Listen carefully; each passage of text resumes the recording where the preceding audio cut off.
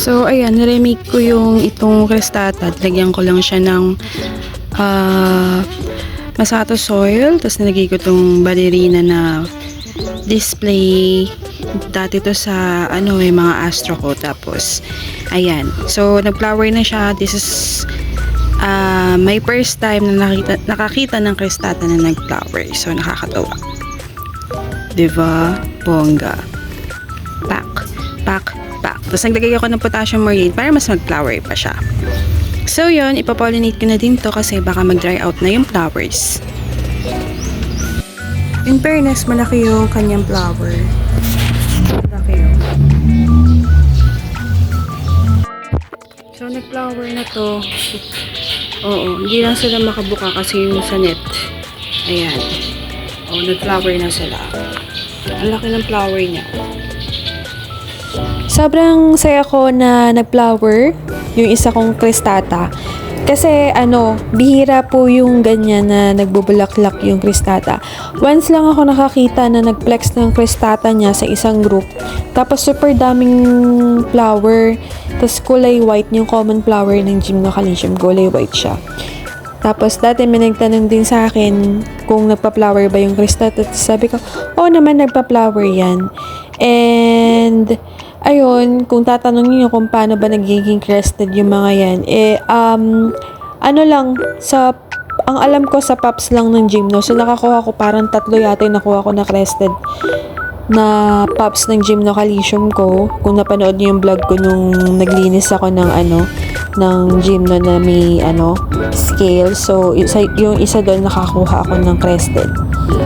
Tapos yung iba hindi ko pa ata na harvest ngayong time na to. Tapos, ayun, nakakatawa kasi bihira lang talaga siya. And first time ko na magpo-pollinate ng crostata sa ibang flower ng Gymnocalcium. So, I have 9 flowers dito. Kung nakita niyo yun sa first video natin na meron akong hawak na 9 petals. So, nakalimutan ko na kung sino si crostata sa mga sa mga pinollinate ko. But morely karamihan. And mabuti na lang is maraming pollen si crostata tapos malaki yung flower niya. So, amazing. And alam nyo ba na na yung mga crostata na yan is maliit lang sila dati. So, mabilis lang sila lumaki at saka yung iba ayaw nila ng crostata kasi weird yung itsura, parang napapangitan sila, pero sa akin maganda sila. Nagagandahan talaga ako sa kanila. And yun nga, medyo pricey kasi ang mga crostata din, ang mga crested Gymnocalcium kasi bihira yan. Tapos abangan niyo yung vlog ko about sa crostata kasi nagrepat ako and ayun, may natutunan naman ako na i-share sa inyo. So abangan niyo po yan, nakakatuwa. So yun, pag nag-pollinate tayo ng crostata, same as lang sa flower ng astro, kailangan meron lang siyang pistil. Tapos kuha lang tayo ng pollen, tapos lagyan natin or ipunas natin kay pistil ng inyong Gymnocalcium. So, even self-pollination or cross-pollination, pwede siya. And ako nga, nag-save pa ako ng pollen ni crostata. So, marami pang magbo-bloom sa sa mga Gymnocalcium ko. And hindi ko na pinakita yung iba. Oo, basta 9 sila. Tapos, yun, there's more to come. Ayun. So, yung ibang crostata, mahirap din siyang paugatin.